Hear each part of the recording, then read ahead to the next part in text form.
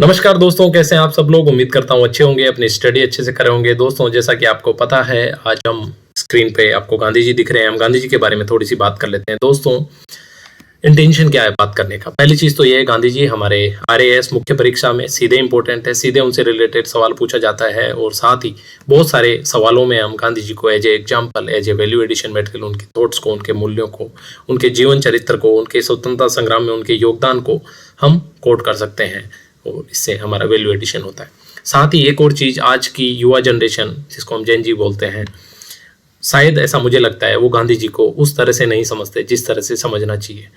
वो उस कद को उस तरह से नहीं समझ पाते जितना बड़ा उनका कद था। उसके पीछे सोशल मीडिया और आजकल की जो राजनीति, या समझिए कि जो व्हाट्सएप यूनिवर्सिटी है, उसमें बहुत सारी इस तरह के फैक्चुअल इनकरेक्ट चीज़ें जो गांधी जी के बारे में फैली हुई है कि गांधी जी को हम एज ए ग्रांटेड लेते हैं। हमें नहीं रियलाइज होता कि एक बहुत बड़ा लीडर हमारे समाज में, हमारे बीच में था। एक एग्जाम्पल मैं कोट करना चाहूँगा सबसे पहले, अल्बर्ट आइंस्टीन का। आप सब जानते हैं, दुनिया के बहुत बड़े वैज्ञानिक हुए। आइंस्टीन ने एक बार कहा था कि आने वाली पीढ़ियां इस बात पे यकीन ही नहीं करेगी कि 200 साल पहले या प्राचीन काल में एक ऐसा हार्ड मास का व्यक्ति हुआ था जिसका जीवन इतना उच्च था, जिसका कंट्रीब्यूशन इतना बड़ा था। आइंस्टीन ने ये कहा था कि आने वाली पीढ़ियां इस बात पे यकीन ही नहीं करेगी कि हार्ड मास के पुतले से बना एक व्यक्ति ऐसा भी था। सोच के देखिए दोस्तों, कितनी बड़ी फ्यूचरिस्टिक बात थी और कितना बड़ा गांधी का कद रहा होगा, कितना बड़ा इम्पैक्ट रहा होगा गांधी जी का कि अल्बर्ट आइंस्टीन ऐसी बात बोल रहे हैं। साथ ही एक एग्जाम्पल से अपनी बात शुरू करता हूं मैं। आप ले लीजिए यहाँ गांधी जी को, ठीक है दोस्तों। दूसरी तरफ आप आज के किसी मॉडर्न लीडर को ले लीजिए और समझिए कि अगर आज के मॉडर्न लीडर को कोई पॉलिटिकल रैली अरेंज करनी है तो सोशल मीडिया टूल्स है इन्फॉर्मेशन लोगों तक पहुंचाने के लिए, ट्रांसपोर्टेशन के मीन्स है उस रैली स्थल तक पहुंचने के लिए। तीसरी बात, उसकी पार्टी का काडर है नेता की, जो लोगों को वहां तक पहुंचाए। साथ में अगर नेता रूलिंग पार्टी का है तो सरकारी मशीनरी भी कहीं ना कहीं उसमें लगी होती है। जैसे कि आप देखते होंगे, जब बड़ी रैली किसी नेता की होती है जो रूलिंग पार्टी का हो, स्टेट में स्पेशली, तो उसके लिए पूरी सरकारी मशीनरी लग जाती है। और मनरेगा जैसे श्रमिकों को आपने रैली में जाते हुए देखा होगा, जो कि एक अनऑथराइज चीज है। इतना सब करने के बाद अगर 1 लाख लोग इकट्ठे हो जाते हैं तो उस रैली को सफल रैली और बड़ी रैली माना जाता है। दूसरी तरफ देखिए, गांधी जी आज से 100 वर्ष पहले, जब ट्रांसपोर्टेशन के मीन्स इस तरह के नहीं थे, सोशल मीडिया नहीं था, कम्युनिकेशन के दूसरे साधन नहीं थे, इस तरह होने के बावजूद भी लाखों लोग गांधी जी को सुनने के लिए जाया करते थे, गांधी जी के पीछे खड़े हो जाते थे। देखिए दोस्तों, जब दांडी यात्रा शुरू की थी तो कुछ चंद सैकड़ों लोग थे, और जब दांडी पहुंचे 6 अप्रैल 1930 को, 12 मार्च 1930 को शुरू किया था और 6 अप्रैल को लाखों लोग दांडी पहुंचकर नमक कानून तोड़ा था। तो इस तरह के हमारे गांधी जी थे। आगे कुछ बात कर लेते हैं, बेसिक बातें। ये बेसिक बातें हैं, आप देख लेंगे स्लाइड्स में। उनका पूरा नाम, जन्म स्थान, फादर्स नेम, मदर्स नेम, उनकी वाइफ का नाम, जो 13 वर्ष में उनकी शादी हो गई थी दोस्तों। ये उनकी कुछ और इम्पोर्टेंट घटनाएं आप देख लेंगे। शुरुआती जीवन, 3 साल लंदन में रहे 1888 से लेके 91 तक अपनी स्टडी के लिए। फिर 1893 में इन्होंने दक्षिण अफ्रीका जाने का निर्णय लिया। दक्षिण अफ्रीका में लगभग 17 वर्ष रहे गांधी जी, और यहाँ उन्होंने भारतीय समुदाय के लोगों के अधिकारों के लिए संघर्ष किया। एक एनेक्डोट, एक घटना जो काफी प्रचलित है कि किस तरह उनको फर्स्ट क्लास से धक्का देकर बाहर भेज दिया था, और उस अपमान का बदला लेने के लिए उन्होंने उस समय एक प्रण लिया और दक्षिण अफ्रीका में लेकर संघर्ष किया, और उसके बाद भारत आकर सारी चीजें आपके सामने। सत्याग्रह के सिद्धांत को उन्होंने दक्षिण अफ्रीका में विकसित किया। 21 साल तक वो दक्षिण अफ्रीका में रहे। ठीक है दोस्तों, आगे चलते हैं। 1915 में गोखले की सलाह पे, गोपाल कृष्ण गोखले को गांधी जी अपना राजनीतिक गुरु भी मानते थे, उनकी सलाह पे वो भारत आए और स्वतंत्रता संग्राम की बागडोर अपने हाथ में ली। राष्ट्रीय कांग्रेस में सक्रिय भूमिका स्टार्ट हुई, राष्ट्रीय आंदोलन का नेतृत्व किया और स्वराज के लिए संघर्ष शुरू किया। दोस्तों, 1915 में आने के बाद 1916 के लखनऊ अधिवेशन में आपको पता है, नरम दल और गरम दल को मिलाया, मुस्लिम लीग और कांग्रेस को भी एक किया।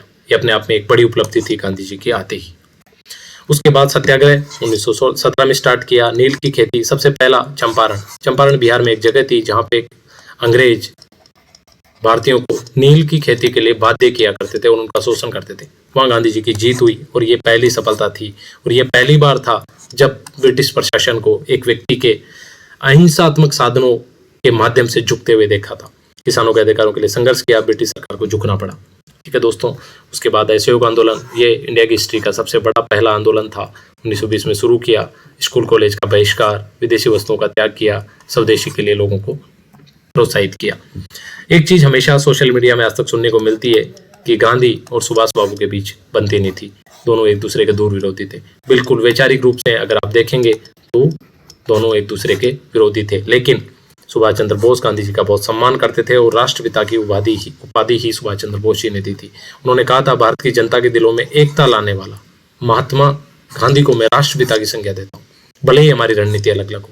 कितनी बड़ी बात है। अल्बर्ट आइंस्टीन की बात हमने पहले डिस्कस करी कि भविष्य की पीढ़ी को विश्वास नहीं होगा कि 20वीं सदी में ऐसा हार्ड मास का व्यक्ति धरती पर आया था। कितनी बड़ी बात है दोस्तों, और कितना बड़ा कद था गांधी जी का, ये दिखाता है।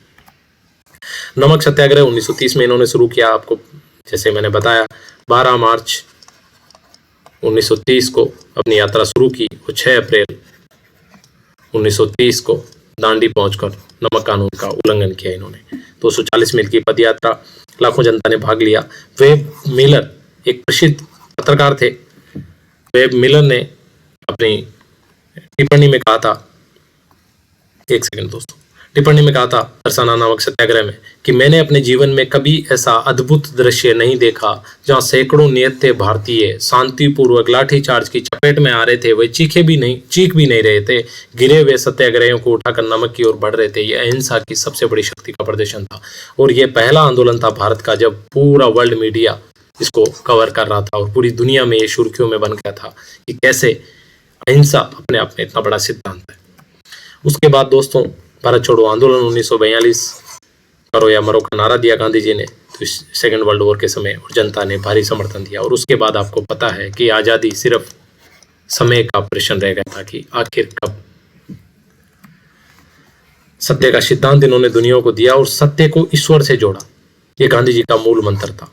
जीवन के हर सेक्टर में सत्य को अपनाया। विचार, वचन, क्रम और सत्यता आत्मकथा का उनकी का मूल आधार है। एक और चीज दोस्तों गांधी जी के बारे में मैं आपको बताना चाहता हूँ। उस समय दुनिया में जब गांधी का समय था तो वर्ग संघर्ष की बात होती थी। 17वीं शताब्दी में एक इंग्लिश विचारक हुए कार्ल मार्क्स। उन्होंने कहा कि समाज में सिर्फ 2 ही वर्ग है, एक बुर्जुआ वर्ग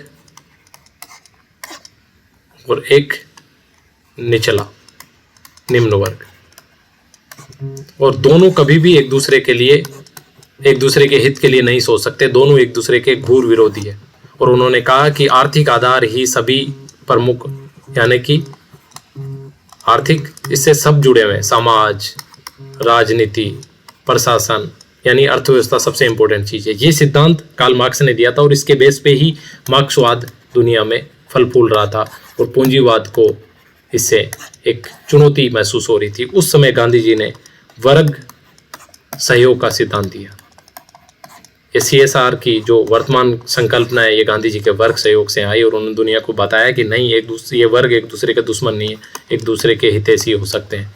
यानी जो बुर्जुआ वर्ग है, जो उच्च वर्ग है, जो पूंजीपति लोग हैं, उन्होंने अपनी जिम्मेदारी समझनी चाहिए और समाज के निम्न तबके लोगों के लिए कुछ कल्याणकारी कार्य करने चाहिए। और इन्हीं के सिद्धांतों पे चल के आपको पता है दुनिया में 2-2, 3-3 लोगों को नोबेल पुरस्कार मिले हैं। नेल्सन मंडेला जो दक्षिण अफ्रीका के राष्ट्रपति, और मार्टिन लूथर किंग जूनियर, इनको ये गांधीवादी विचारक थे, गांधीवादी नेता थे। उसके बाद अहिंसा का सिद्धांत इन्होंने विकसित किया। इन्होंने कहा कि शब्दों में सहजता और स्नेह होना चाहिए। किसी से शारीरिक पीड़ा तो छोड़ो, किसी को मानसिक पीड़ा भी नहीं देनी चाहिए।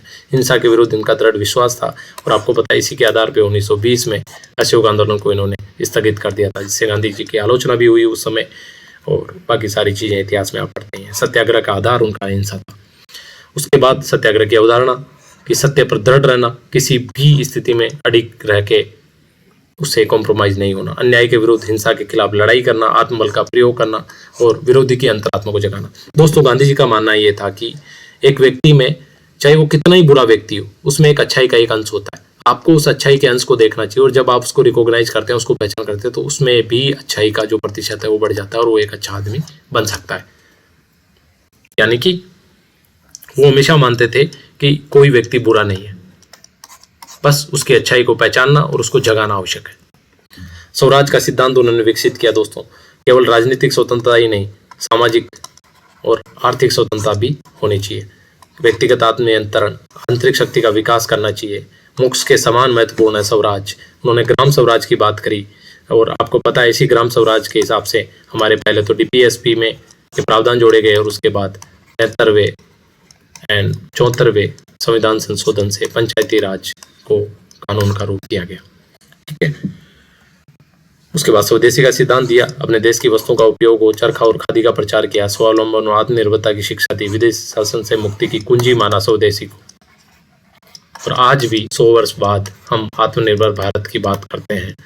यह आत्मनिर्भर भारत कुछ भी नहीं, गांधी जी के स्वदेशी का ही वर्तमान रूप है दोस्तों।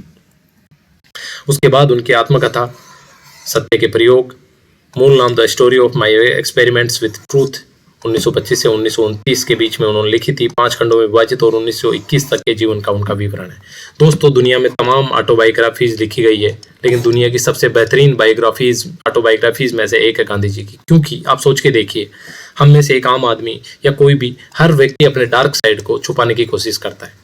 दुनिया में गांधी अकेले व्यक्ति थे जो इतने महान होने के बाद भी, इतनी प्रसिद्धि होने के बाद भी अपने जीवन के ऐसे पहलुओं को उजागर किया, इतनी सच्चाई से स्वीकार किया है कि हर एक आम आदमी को जो उसको पढ़ता है उसको लगता है कि मैं भी बड़ा व्यक्ति बन सकता हूँ। इतनी बेहतरीन ऑटोबायोग्राफी है और हर पढ़े लिखे व्यक्ति को जीवन में एक बार उनकी बायोग्राफी पढ़नी चाहिए। प्रशांत किशोर जो एक पॉलिटिकल एनालिसिस और अब तो राजनेता भी है, उन्होंने एक बात कही थी कि अगर आप गांधी को नहीं समझ रहे तो ये गांधी की लिमिटेशन नहीं है, ये आपकी लिमिटेशन है दोस्तों।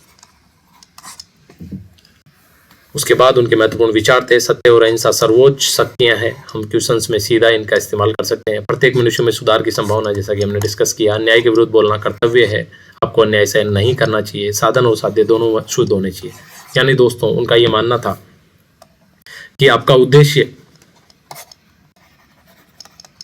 उद्देश्य की पवित्रता के साथ में उस उद्देश्य को प्राप्त करने के आपके साधन भी पवित्र होने चाहिए। यानी साधन भी पवित्र होने चाहिए, यानी एंड और मीन्स दोनों ही पवित्र होने चाहिए।